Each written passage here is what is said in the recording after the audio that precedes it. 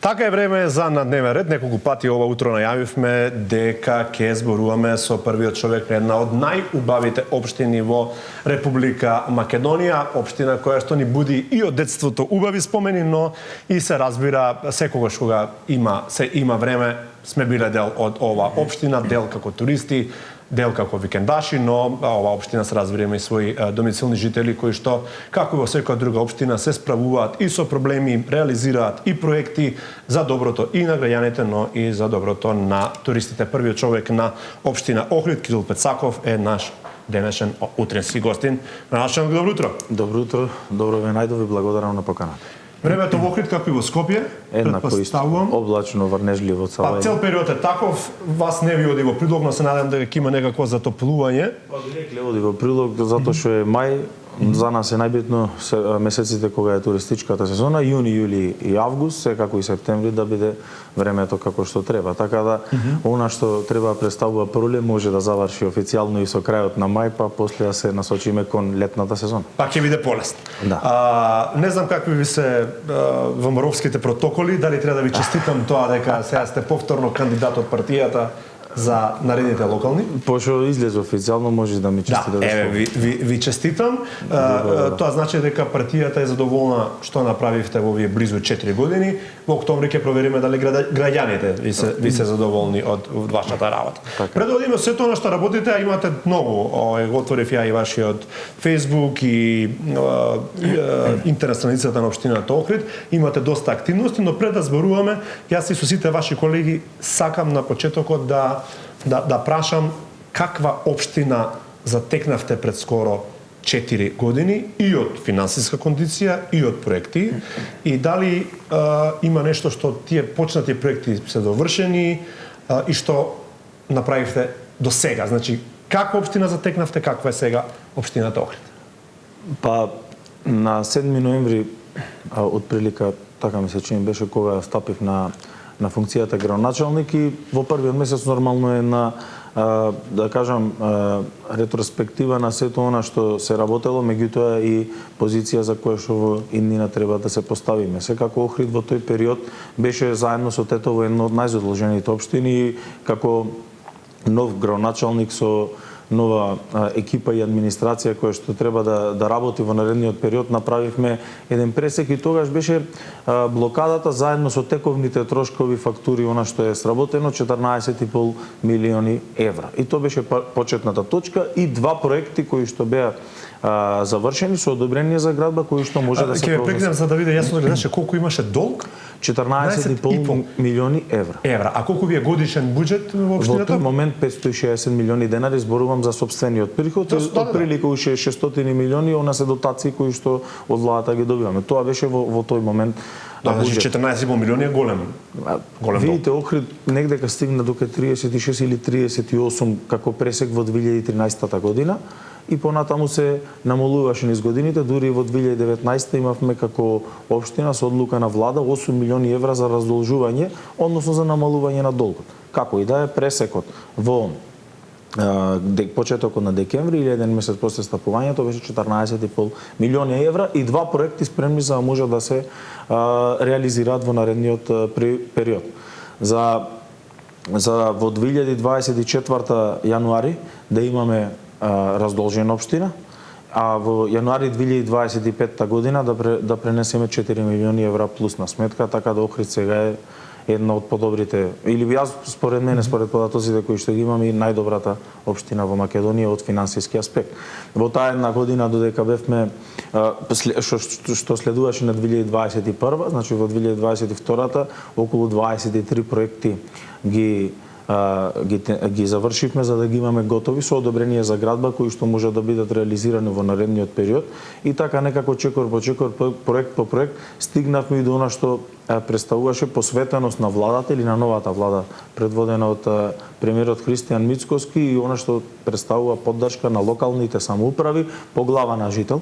Првичната поддршка беше значителна помала или околу 40 евра. Зборувам само што дојде ВМРО на власт, во септември добивме по 40 евра по глава на жител, за веќе сега во повикот во февруари да добиваме 135 евра по глава на жител, кои што дефинитивно без разлика на финансиската состојба на општината, меѓутоа и на оние општини кои што имаат помали приходи, па и помалце жители, ќе представува огромна енергија, огромен напредок, посебно во инфраструктурните проекти, затоа што токму и за тоа се насочени овие средства кои што ги добиваме од владата. Така да во тие два повици 2024 и 2025 овај вкупно општина Охрид има 23 проекти кои што ќе бидат директно финансирани, проекти кои што се со одобрение за градба, финансирани од парите кои што се наменети од државата за развој на општините. Така да се нас и дополнително нормално веќе и за тоа се потребни проекти готови, веќе за следната година спремаме и нови проекти без разлика дали ќе има повторно повик од владата или не, веќе општина Охрид е да биде подготвена. Замислите се ние 14,5 милиони евра во изминатите 3 години да не сме ги трошиле за раздолжување на општината, односно да не се потроши. Па ние ќе сме биле на сосема едно. Немало да очекуваме. Зборувам за оние што се суштински, затоа што граѓаните, посебно на оние анкети кои што се битни за јавното мислење, на кои што посветуваме внимание, тука разговарам за проектите, има неколку суштински работи кои што дефинитивно чинат повеќе милиони евра и за кои што се потребни нормално финансиски средства, ние во минатото сме ги немали. Затоа сме разговарали пример 30 години за катна гаража, не знам, 30 години за прочистителна станица во Трпејца и 30 години ред други проекти кои што во моментов или се одвиваат или ќе започнат или во иднина ќе се направат, а не сме можеле заради практични причини. Добро, нема љутича, одма почнам со парите, затоа што мислам дека и граѓаните веќе им е јасно дека градоначалниците во суштина се менаџери. Дефинитивно. Но морам тука ве прашам за тој долг, 14,5 милиони евра, се разбира тоа не е долг само на последниот градоначалник, односно пред вас, тоа се гомилале. Да. Постои ли некаква опција за некаква одговорност? Па јас затоа што тоа се многу пари на граѓаните. Огромни се, видите, кај нас се наталожени за две работи. Првичниот долг настанува со градењето на спортската сала во 90-тите години. Вечната. Да, и вториот е колекторскиот систем за заштита на Охридското езеро. Тие имаат генерирано големи долгови кои што со камати и на основниот долг низ годините се стигнати до сериозни суми, а дополнително постоеше период посебно од 2005-та до 2013-та кога напредувавме во фазите на децентрализација како општина, кога што направивме сериозни долгови. Одговорност не гледам дека постои, ниту сум сигурен дека законот тоа го предвидува. Всушност истата ситуација со јавните предпријатија. Ние имавме формирано, тогаш бев актуелен советник 2011 година, се формираат 3 нови јавни предпријатија, од кои едното Нискоградба од 2011 до 2013 генерираше долг од 1.200.000 евра. И со толку го наследив во 2021 година.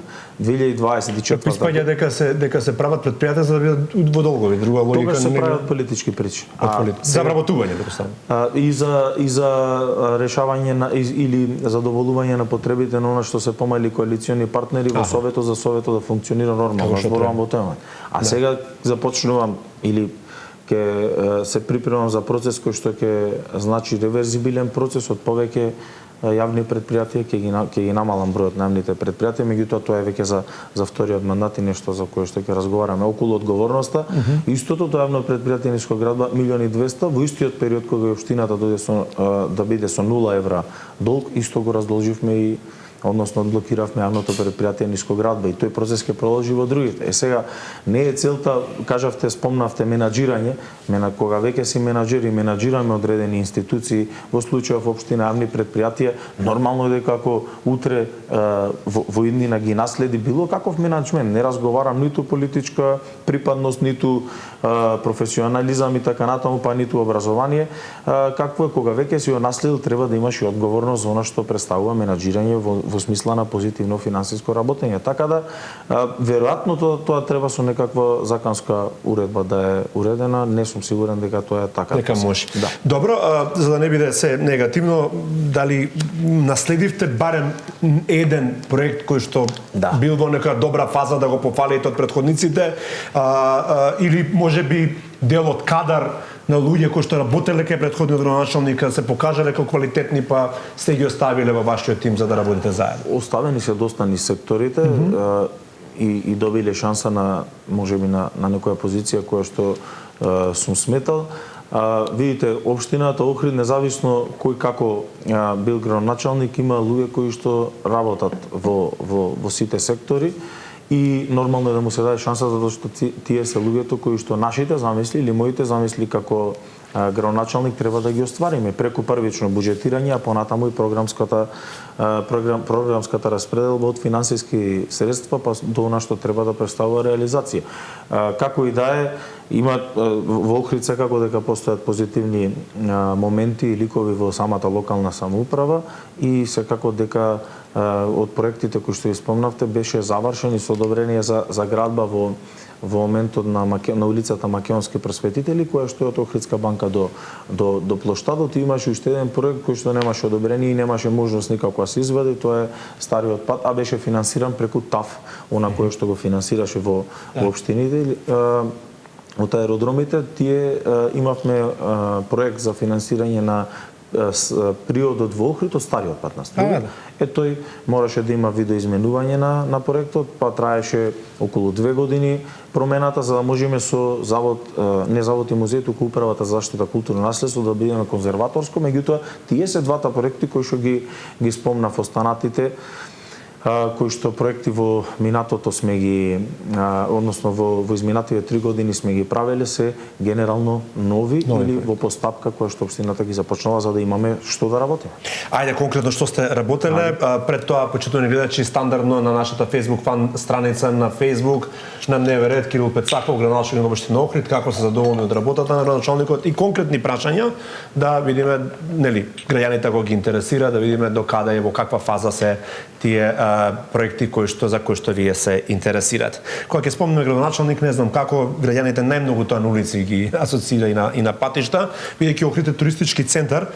Мислам ќе разберете нашата фрустрација како туристи поради оној вечен автопат што води до Охрид, па и најмала дупка во самиот град, изморени од автопатот, ја приметуваме во Охрид. Колку во овие 4 години се вложи во реконструкција на патишта, на нови изведби на патишта во вашиот мандат? Па го спомнав приодот од стариот пат за Струга, веќе заврши влезот од страна на Битола или улицата 15 корпус во продолжение 7 ноември, завршува овие денови до вторник и реконструкција на кружниот главен тек кој што ги сервисира тие две улици, Железничка и 7 ноември, така да по однос на главните улици тоа е секако дека огромен број на улици кои се направени не само во урбаниот дел, туку и во руралниот дел. Всушност се тоа на кое што представуваше програма за работа како градоначалник, која што програма за работа беше и микротаргетирана, не беше генерална. Кога разговаравме со местните заедници уште пред самите избори, секако дека секое место си има своји потреби кои што треба да се завршат. И на тој принцип го сработивме тој дел со проектите и веќе привршуваме со поголем дел од програмата. Таму имавме 10 капитални проекти или 10 проекти поголеми кои што би требало да означат да го означат мандатот на еден градоначалник. Од денешен аспект би рекол дека многу амбициозна програма сум составил и кога денеска би ја правил последен мандат не би ја направил истата, меѓутоа сум задоволен што тие 10, 8 се или завршени или отпочнати, а 2 едниот е зависен од законот за студенческо блато, кој што веќе година дена е во собраниската процедура и тоа беше поврзано со ревитализација на студенческо блато, а другото немавме некако разбирање, како и за останати, ама не е темата на денешниот ден со ЈПДП во тој момент за велосипедската патека која што требаше биде составен дел од булеварот кај населбата Рача, за да имаме дополнителна дополнителен број на километри на велосипедска патека, со што би се направил еден круг каде што оние кои што се рекреираат би можеле возат, меѓутоа со одредени измени на првичната замисла, веќе сме пред сам крај со новиот директор на јавното претпријатие за државни патишта, па ќе го завршиме и тој дел. Иначе, кога сме веќе кај проектите, добро е да напомениме некои работи во Охридот од самостојување, посебно последните 20 години со развојот на сообраќајот генерално и бројот на возила кои што гравитираат во сообраќајот, катната гаража беше некако насущна потреба, посебно за летниот период. Таму имав 2,5 години министерка која што викаше дека катна гаража не била јавен интерес и дека не можев да добијам никако потребната дозвола, мислам за култура министерката во тој момент, а обратно во јавен интерес токму пишува дека катна гаража е во закон пишува дека е јавен интерес, меѓутоа ево некако стигнавме до одобрение, веќе аплициравме и таа ќе отпочне 30 години во. А таа каде се гради? Кај ќе се гради? Кај пазар. Кај пазарот и фактички ќе биде директен паркинг во старата Охридска чаршија во која што по чаршија до езеро, со капацитет од 300 возила, така да 300 возила. Тоа е повеќе од она што представува. Значи сега да кажете дека ви имавте проект, имавте се, само немавте одобрение за градење. Па 2,5 години. 2,5 години чекавте. Дури изјават зошто не сум добил. А помина и на комисија за УНЕСКО која што е битна во нашиот урбанизам. Кај вас се за жал мислам за жал и за среќа бидејќи се штити езерото, но прави нови обврски. Да, тоа е дополнително. Не знам, понатаму битно е јас не 30 годиното самостојување, туку откако постои селото и се развива туризмот, мислам на Трпеца се разговара за прочистителна станица. Веќе е завршена постапката, избран изведувач, деновиот почнува со градба. 30 години се разговарало па и повеќе за во едно од најголемите села во Охрид, ако не е најголемо селото Лесковец, за спортската сала во основното училиште на 1 септември ја пуштаме во употреба. Преку 56 години во Охрид не е направено основно училиште, на 1 септември го отвараме ново основно училиште во Охрид, значи нова зграда, нови услови за децата, поголема возможност за реорганизацијата да биде возможно од она кое што ја имаме како Охрид поделено и секако дека она што е за нас насока во изминатиот период, така и ќе продолжиме едносменското работење на училиштата. Така да зборуваме за проекти кои што се разговарале од осамостојување или многу години пред осамостојување дека во Охрид треба да постојат, за веќе денеска се почнуваат да стануваат реално, зашто сум посебно горд. Да, ги спомнавте вие две села, спомнавте Лесковец и Трпејца, кога ќе спомне градоначалник, тоа асоцира и ние Охрид не асоцира на Канео, на Кеј, на убави нешта, меѓутоа во општината си има и такако многу рурални подрачја, села, дел се големи, дел се развиени, дел за жал не се развиени, тоа е македонска трагедија со селата. Колку има простор за еден голем туристички центар, градоначалникот се посвети и на руралните делови на својата општина. Немаме никаков проблем по однос на посветувањето на токму на тие места, токму заради микротаргетирањето кое што го кажавме. И најбитен дел е дека во Охрид, за разлика од други општини, многу мал дел од селата се, ајде не да ги кажам мртви, туку едноставно се со малце жители, затоа што поголем дел гравитираат во по кеот, не по кеот, туку по крајбрежјето на Охридското езеро, секако останатиот дел се некако веќе директно споени, тие официјално се села, меѓутоа се населени места и останува еден дел, посебно на селата кои што се Према Битола, после селото Косел па натака, тие се веќе села кои што се со многу помалце редовни жители или жители кои што живеат таму, така да а меѓутоа и во тие села за оние потреби кои што се поврзани, дали е тоа со одредени манастири, дали е со одреден пристап до самите, веќе ги завршуваме, така да се посветуваме и на сите тие делови секако. И треба, затоа што покрај езеро ете може и селскиот туризам. Има и светли примери, гледам јас се рекламира. Да, постојат светли примери на луѓе, домаќини кои што имаат организирано рурален или селски туризам и кои што добро функционираат во вашата општина. Сега поголемата и пошироката едно знае дека вие доаѓате од спортот, дека го сакате спортот, ракометот. Да. Посебно и претпоставувам дека дел од вашите заложби и како советник пред тоа, но еви сега како градоначалник каде што имате повеќе ингеренции, трошите време, енергија и средства на зголемување на капацитетиот, типот на, не знам, детски игралишта, спортски игралишта и така натаму, што правите на тој план, што се направи во изминат период? Детски игралишта се направени преку 15 во овие 3 години, оваа година ќе завршим уште 3, а мултифункционални игралишта имав 2 кои што се зборувам во програма во тие 10 проекти кои што преска ги набројав, имав 2 мултифункционални, едно во селото Велгошти и едно во населбата Видовишта, каде што од денешен аспект веќе тоа е сериозен спортски, би рекол, центар со повеќе намени или 2 игралишта, детско игралиште, зборувам за фудбалско игралиште, кошаркарско, детско игралиште и фитнес зона и едно од најдобрите места во градот. Меѓутоа покрај овие 2 кои што ги ветив, јас направив уште 5 и оваа година ќе се направат уште 2 мултифункционални игралишта, така да тој дел сериозно посветуваме затоа што во секое мало буквално треба да пронајдеме можност и простор и најмалите и дечината, меѓутоа и оние малце поголемите малце поголеми дечина да можат да си играат и да спортуваат. Тоа е многу важно. Од мали нозе децата треба на спортот. Нема победна работа. За мене лично не постои победна работа и токму затоа тука сме биле фокусирани како локална самоуправа и како туми нормално дека не само што нема да станиме, туку целта е буквално секаде наму каде што има потреба да возобновиме некој игралиште или доколку не постои да направиме. Да се направи ново. Да. И се стружени би рекле дека се подобри ракометари од Охриѓани? Само видите се.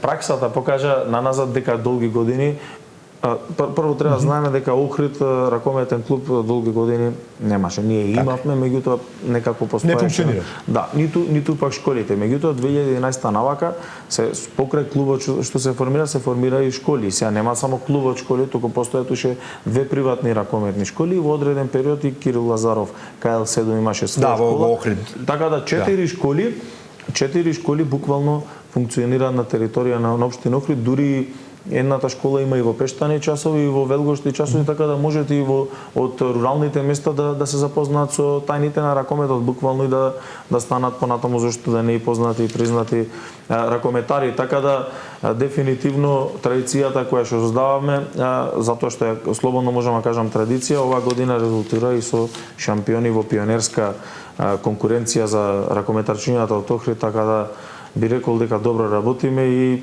само правилната работа и успех ќе донесе до резултати. А кои се подобри ракометари, времето ќе покаже. Не, ќе треба време да ги стигнете, мислам стружени, барем што се однесува до репрезентативен ракомет. Многу голема традиција има, тука немам дилема.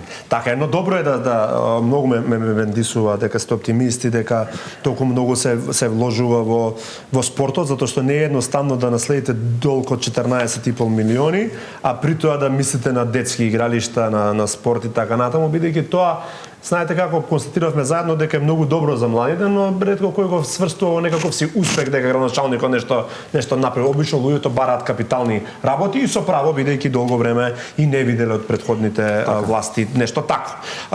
Во однос на Охрид, ја морам да кажам дека како и секоја друга општина, но Охрид е и tekako зависна од централната власт. Вие имавте таа среќа или судбина повеќе од пола мандат да биде централната власт од противничката партија, сега што се вели вашите се на власт, но колку помага, бидејќи се имаме Министерство за туризам во рамките на културата, ви имате притисоци од централната власт во однос на туризмот, колку помага државата и колку е од помош за, особено за капитални проекти кои што чинат пари кои што вие апсолутно ги немате во буџетот? Не постоеше претходно поддршка, ние имавме единствена нормална комуникација и иако постоеле иницијативи од моја страна со модел, значи во министерство, зборувам и разговарам исклучиво за капитални проекти. Немав слух освен за темата поврзана со ЮНЕСКО и оние што се поврзани со мерки и препораки за заштита кои што сме ги добиле во одреден период како држава, но и како град за да ги спроведиме.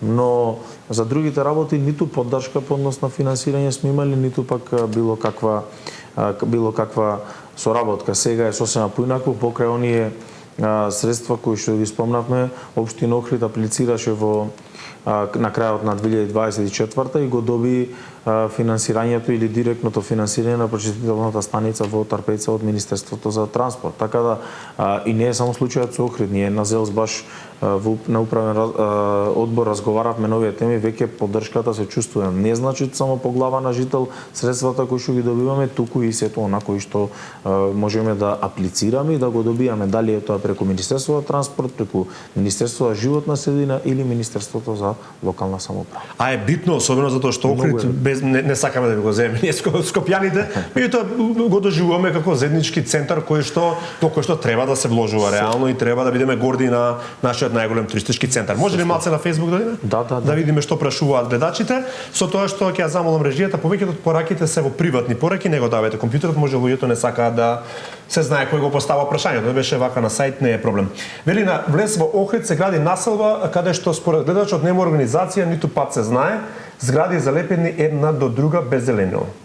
Се не знам за кој влез во Охрид се станува. Влез во Охрид е предпоставувам од Скопје, кај измеѓу Окта и Лукоил. Значи стандартно дека во моментов додека се гради не може да разговараме за зеленило, иначе урбанистички план донесен во 2016 година тековно се реализира, кога ќе заврши целосната реализација на проектот, секако дека ќе изгледа населбата и поорганизирано, меѓутоа и ќе се види што е тротоар, што е улица, што е парк и така натаму. Сега за вкусови не се дискутира, мене ми изгледа модерно тоа, ама еве господинот. Не, видите, мислам изгледа убаво. Изгледа неорганизирано затоа што во моментот се гради големо градилиште, таа е реалност. Така е, добро. Базенот, до кај ова прашање го имам поставено ова прашање многу пати. Почнавте за патот, може го заборавте базенот, иако неоправдано, истата судбина, истата година на почеток, го очекувам овие денови министерот за спорт, веќе и викендов ќе биде присутен на Final Four во Ракомет во Охрид, кој што ќе се одржува, па ќе поразговарам за да го одредиме точниот датум на продолжување со работа на базенот во Охрид, едно од можеби најбитните работи за нас охријани. Така да базенот би требало да биде, ако отпочне во наредни месец-два, затоа викам, да ја добијаме датумот, година и пол би требало да е готов. И може име Голгота да му ставите на базенот реално. Прашање, вели што е планирано за туристичката населба Свети Стефан? Според гледачот одамна не е инвестирано, вели таму 50 години, а е прво место на обала после Охрид. Во населбата Свети Стефан секако дека инфраструктурното подобрување зборувам за патиштата кои што се на начин досега раководени, треба да ги малце освежиме, онаму каде што нема да додадеме можност на инфраструктурно редување на целата работа, а околу наредниот период, затоа што ова не е во моментов, не е решливо во моментов, во наредниот период, заедно со жителите кои што се во населбата Свети Стефан, ќе поразговараме, затоа што тука е измешано. Има населба која што е дел во самиот Свети Стефан, дел од Коњско, дел од селото Шипок, но населбата Свети Стефан сите тие гравитираат меѓу себе, така да лека по лека решаваме клучни работи и пристап и до вода, и до струја, и до пат секако во наредни и канализација. Во наредниот период ќе се посветиме што е можно повеќе да реализираме не само на туристичките населби. Дали има надвозник, прашува друг гледач, ама тоа е најбитната работа кај Свети Стефан, меѓутоа истата тема како и со повеќе пати имам зборувана, како и со велосипедската патека на булеварот Светина Охридски во Рача, имавме проблем со јавното претпријатие државни патишта. Иако е улица во Охрид, сепак е магистрален пат кој што се поврзува со Македонија, со Албанија, и тоа е директно под ингеренција. Веќе е разговарано првично, да кажам, со директорот, ќе видиме тековно како ќе решиме. Меѓутоа, нека не е надвозник, постојат и други начини на решавање на безбедно движење на пешаците, меѓутоа треба да опренајдеме решението заеднички, а ќе биде решение за кое што ќе се залагам. Зошто данок нимот 22 и 23 бил покачен за 3 пати? И 24-та. Вика пота пак се намалил. На Уставен суд ја падна одлуката, беше закон донесен во собрание во февруари 2022 година, и како градоначалник првично кога ги добив решение, односно кога го добив законското решение, јас не можам да постапувам поинаку од она што представува закон. Тие го имаа крстено како данок на луксус, беше некако, и секој некој што поседува стан во кој не живее, односно втор стан, втора куќа и така натаму, без разлика дали е во истиот град со адреса на живење или не, беше одданачуван со 3 пати повеќе. Во 2024 година се донесе одлука на Уставен суд, ама не дека законот не бил како што треба генерално во смисла на зголемувањето на 3 пати поголема сума, туку во однос на недоречености. Што е тоа стан или куќа во која не се живее, зошто би можела да биде одначено? Недоречености. Па заради тие веројатно во иднина би можело да биде некаква измена и повторно да има да се врати стариот. Да. Добро. Има прашања неколку за плажата во Далјан, дали има некаков проект, нешто, дали се мисли на тоа? Во моментов, значи плажата Далјан за мене најбитната работа е да се направи патеката која што ќе оповрзи Канео Лабино па директно преку реката Грашница и по цело крајбрежје тука кај Далјан све до изведничкиот центар да има една како патека за рекреирање која што имаше првично еден обид, меѓутоа заради временски непогоди кои што во тој период и мислам на бранот беше растурена и останата е така да тој дел ќе биде уреден, а околу плажите постојат тука неколку места кои што се приватни, односно си имаат плажи пред своите објекти, хотели, ресторани, така да може да се рекреираат и таму. Уште едно, бидејќи има многу. Дали е планирана реконструкција на патот за селото Завој во Охридско? Проектот е завршен, ќе не чини нас како општина 24 милиони евра, милиони денари плюс ДДВ, така да ќе биде направен во најскоро можно време. Дали ќе биде во ова година секако дека нема биде готов, меѓутоа дали ќе биде пролетта или во текот на есента 2026-та, битно дека ќе биде завршен и тој дел. Да, и уште едно е Андон Дуков камп, да се среди, нема продавница. Андон Дуков е приватен. Тоа сакав јас предоставам. Таму постоеше, колку што знам, јас стечајна постапка, односно продажба на тој кампот, така да судбината е таква, само затоа што нема кој да го да кажам да го работи и да го стопанисува тој камп. За жал, бидејќи камп туризмот во Европа и во светот е многу, иначе сериозно место, добро. Да, добро, го паметиме од времето. Кој имал прилика видите така тие камп места. Добро, Љубаниште е добар пример. Ама Љубаниште се уништуваше години. Да. Ама сега не се уништува, сега е веќе друга прика. Сопственикот на местото го има издадено на подолг период. Ако сум добро информиран, на 10+10, и тоа е опција или можност за оној кој што го стопанисува да може да инвестира. Сега таму имате нема за една сезона да инвестира. Таму имате тоалети кои што вистина изгледаат како што треба, ресторанот е сериозен објект кој што претходно постоеше и изреновиран, прочистителна станица која што функционира и воопшто не загадува, така да нормално е кога ќе имате на подолг период и лица кои што сакаат да живеат токму од тој бизнес, и од туризмот ќе вложат соодветни средства. Не, тоа добро изгледа реално и баше би рекол убав и објектите се реклама за градот. И имам уште 5 минути градоначалник, бидејќи вие горе-доле споменавте, не кажавте, се не може сега да се каже што е направено овие 4 години. Кажавте дури кои се предизвиците, па логично да ве прашам, бидејќи имате поддршка од партијата, ќе има ли што да се вети за наредните 4 години? Една од идеите за во наредниот период ја подспомнав е намалување на бројот на јавните предпријатија, тоа откако ќе заврши програмата ќе биде сето тоа презентирано. Ќе значи ли тоа кратење на работни места?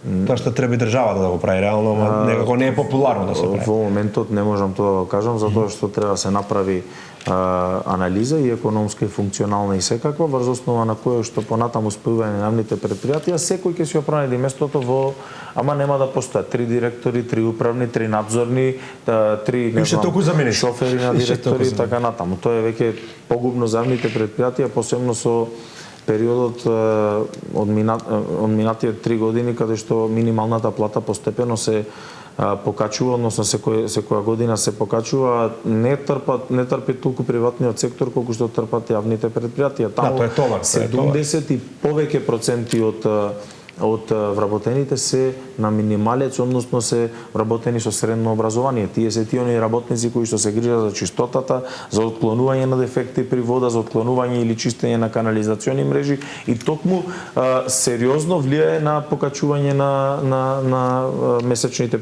расходи на предпријатието.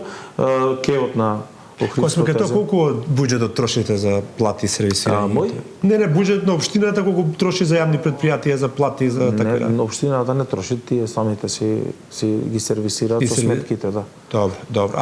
Освен ако не су загуба, па ќе треба општина да помогне. Па, генерално е стабилно. Стабилно и нормално дека како општина секоја година, не само јас, постоеле и субвенции кои што во одреден период, без разлика дали е за инвестиција, нивна работа е тековните трошкови и она што се плати да ги покриваат нормално тековната работа. Сето останато, ако треба поголема инвестиција, тука е општината спремна. Затоа е важно и таму да има добри менаџери за да може да ќе биде фокус во наредниот период за мене, затоа што е одамна направено онака како што треба, со бекатон плочки недоликува на Охрид, се како пристаништето старо кое што е веќе руинирано треба да добие. А новото веќе никој не го спомнува. Што требаше да биде ново пристаниште? Не, тоа е Марина. Добро, тоа. Марината зависеше од или се уште зависи од планот за упрување на Охридското крајбрежје и би се одредили локации, меѓутоа во разговор со Агенцијата за просторно планирање и Министерство од транспорт и врски имаме предвидено локација, па треба тековно да почнеме да. А тоа су нескоке? Тие бараат, да, отстранување на пловните објекти од каналот во Студенчиште. Таму се поголем проблем осушто. Таму не смеат заради ред работи и плашицата и живиот свет и сето на кое што не смеат да постојат, така да Марината е токму за тоа потребна во наредниот. Во последните 2 минути имаше многу млади гледачи кои што прашува дали ќе се врати ноќниот живот во Охрид. Знам дека имаше доста рестрикции, ова со кочани сите не погоди, но сепак туристички центар го личи со забава, со млади луѓе, нели? Постојат објекти кои што имаат важечки лиценци во Охрид, за разлика од Скопје, во Охрид постојат два дискотеки кои што немојте да вака ниско се шалам. Се шалам. И знам дека слушаат некој прес дека не постоеле, меѓутоа тековно ќе се отклонуваат сите оние недостатоци или можности за адаптирање на самите објекти, не само во Охрид, туку и секаде, така да тој дел ќе си постои, генерално забавата во Охрид постои во текот на летото и ќе продолжи ова лето. Израснавме по некои локали и ни фалат и треба да и продолжи забават. Јас ви благодарам, до избори се надам ќе се видиме уште еднаш, бидејќи ќе дојдеме и таму со камери, ќе видиме како функционираат работите и лето ќе се дружиме. Како и да е, за сега ви благодарам што одвоивте време за гледачите на телевизија СИТ. Уште еднаш ви благодарам на поканата, добре дојдени сте во Охрид и да снимаме, но и да се дружиме. Така е, 14,5 милиони вратени долг во општина Охрид, тоа е човекот, првиот човек на општината Охрид. Наш гостин беше Кирил Пецаков. Почитувани гледачи, каде би оделе, останете со Сител, се враќаме по рекламите.